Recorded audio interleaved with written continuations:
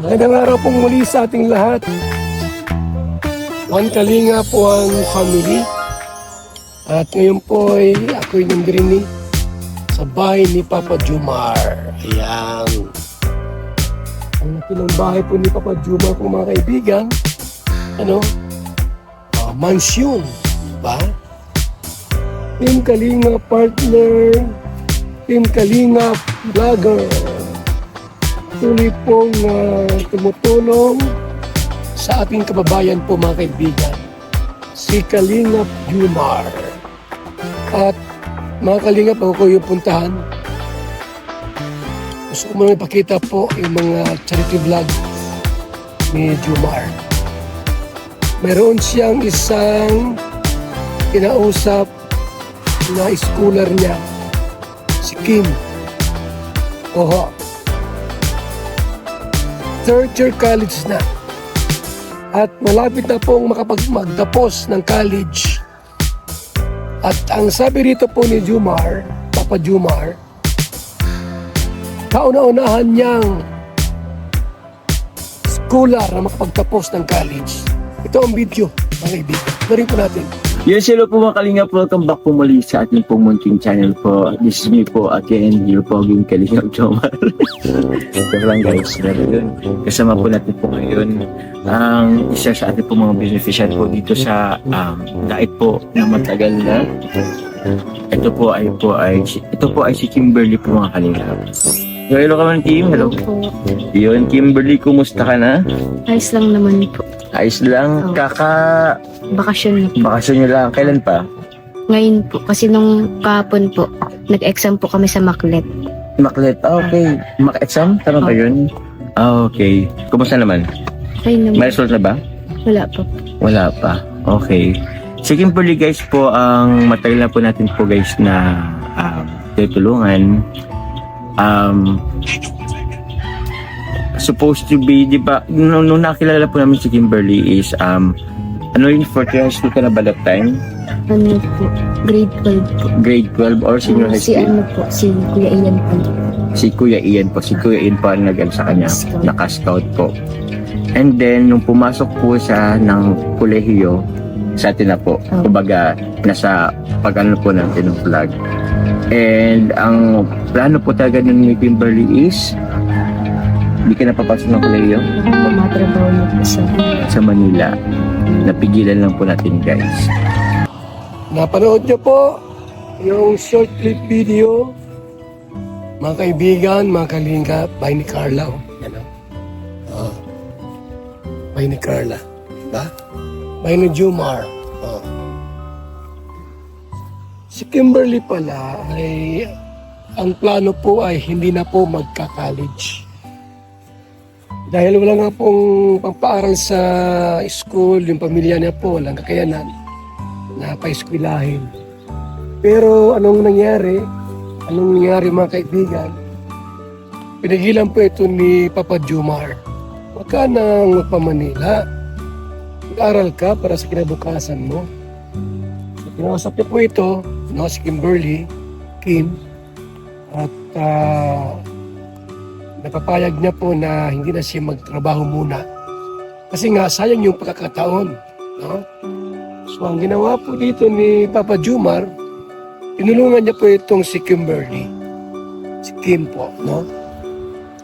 Na taga-daet, bagas-basata ito. At, ayun. Third year college na po ngayon.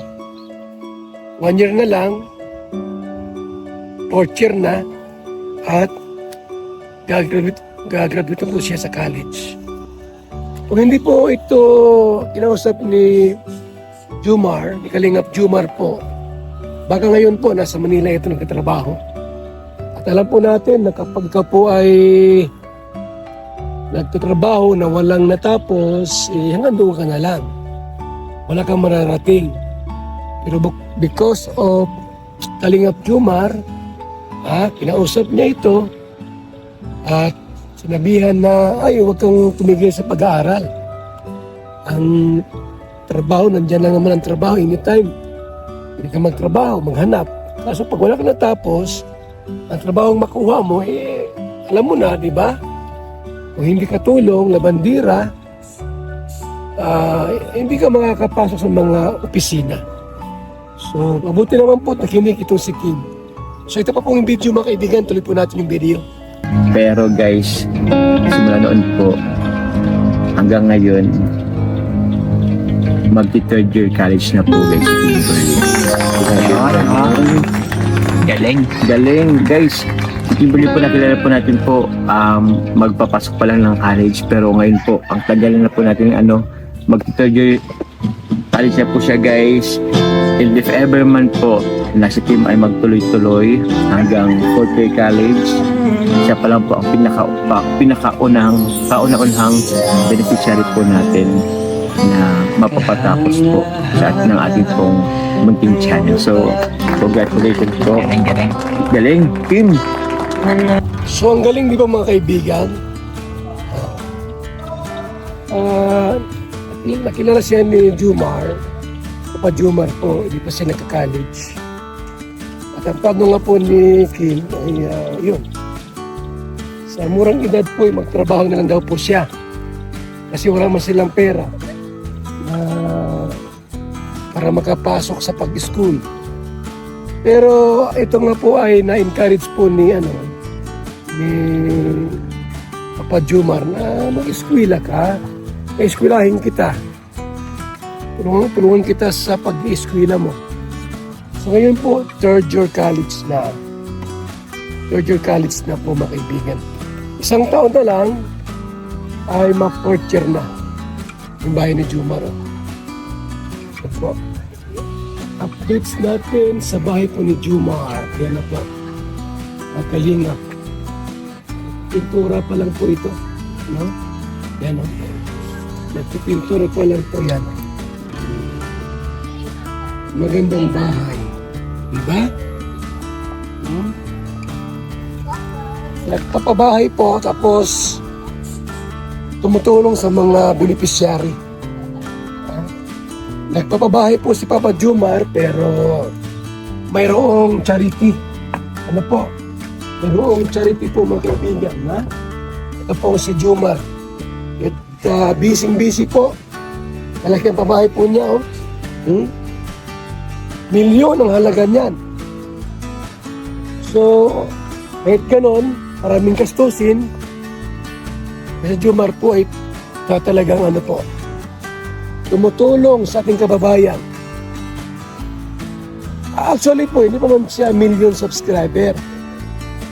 Hindi pa ganun kalaki ang kita niya sa YouTube. Ano po, kasi mag-asano po, ang tama lang. No? Mayroon pa siyang pabahay sa bahay niya, oh. Tsaka hindi lang si Kimberly ang kanyang tinutulungan, marami pang iba. So, balit, nakalingap. Tunay siyang charity vlogger. Sapagkat, kahit maraming gastusin, at tulad ni Carla, di ba? Yan si Carla, may pabahay dito.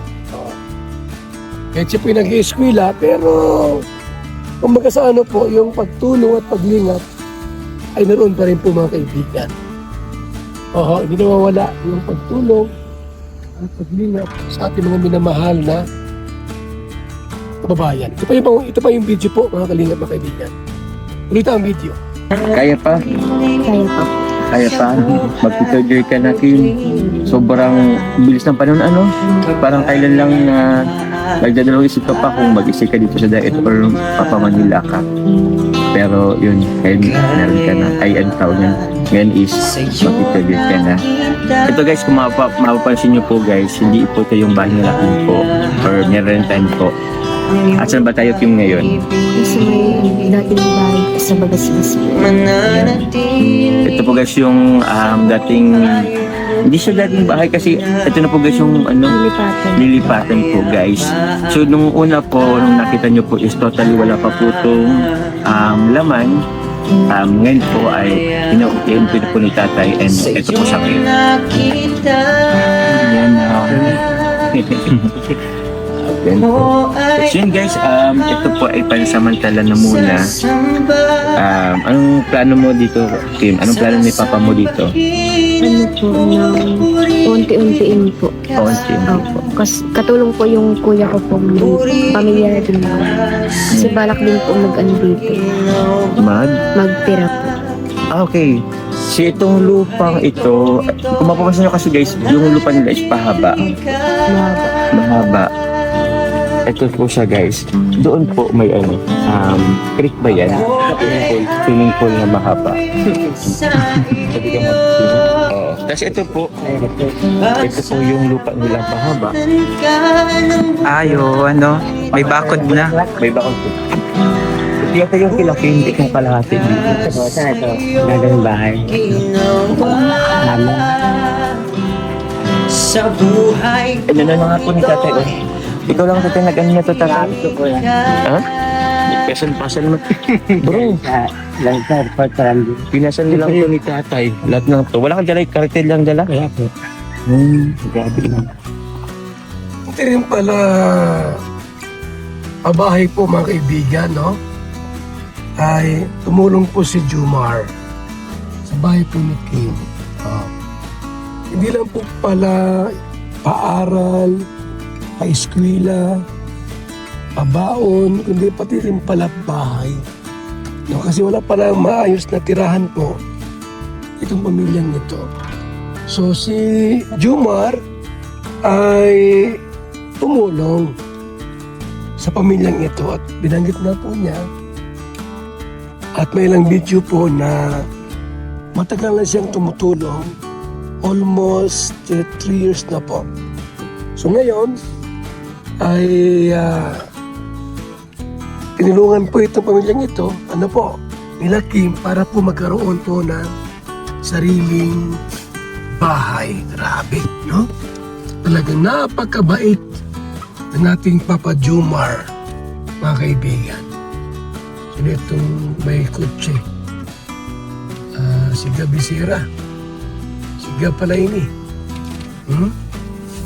Si Gabi Sira pala ito. Saan kayo? Saan kayo? Sige. Hindi mapagupit. So, tara po sa lugar nila. No? Yan, no? Yung bahay ni Nelson, Joy the Great, tapos ni Kabisira, mga kaibigan. Shout out po sa ating lahat at salamat po sa inyong pagtutok, mga kaibigan, mga kalingap. Napakaswerte po ni Kim at natulungan po ito ni Jumar, ni Papa Jumar, no? Napakaswerte po nila kasi natulungan po sila.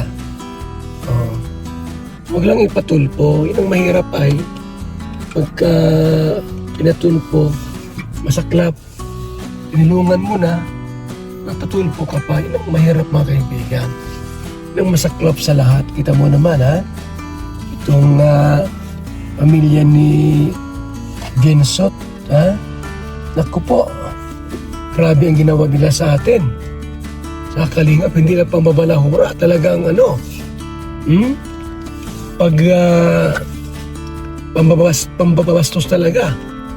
Kung makakitang tumulong ka, tinulungan mo makaahon sa hirap, ipapatulpo ka. Ikaw walang ugali, ano? Pambihira yan. Ang daming tulong po.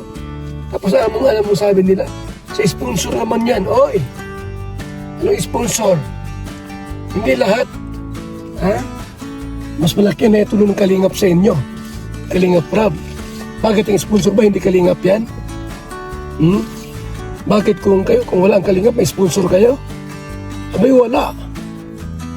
Kaya kayo nagka-sponsor because of Kalingap. Nakilala kayo. Nung nagka-sponsor kayo, abay, tumigas ang ulo nyo, lumaki ang ulo nyo. Yan po ang Batalino family.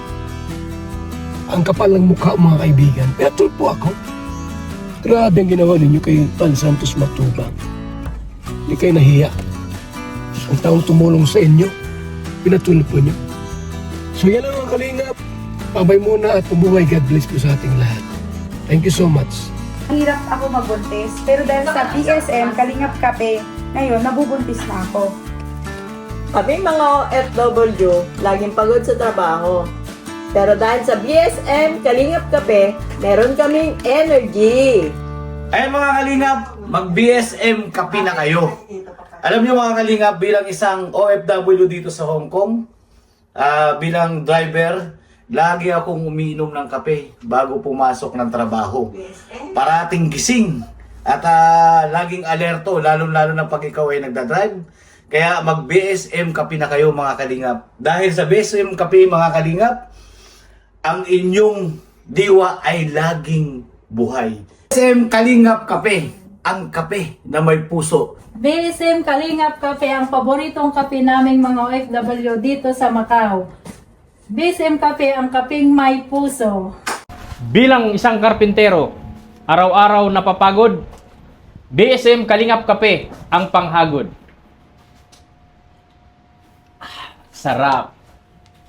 BSM Kalingap Kape, ang kaping may puso. Dito na kayo mga kaibigan, mga kalingap.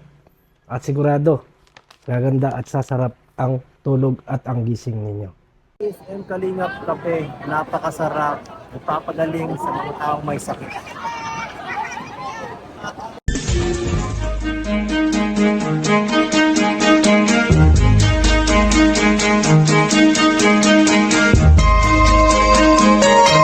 Ito ang palatuntunang tunay na lingkod bayan.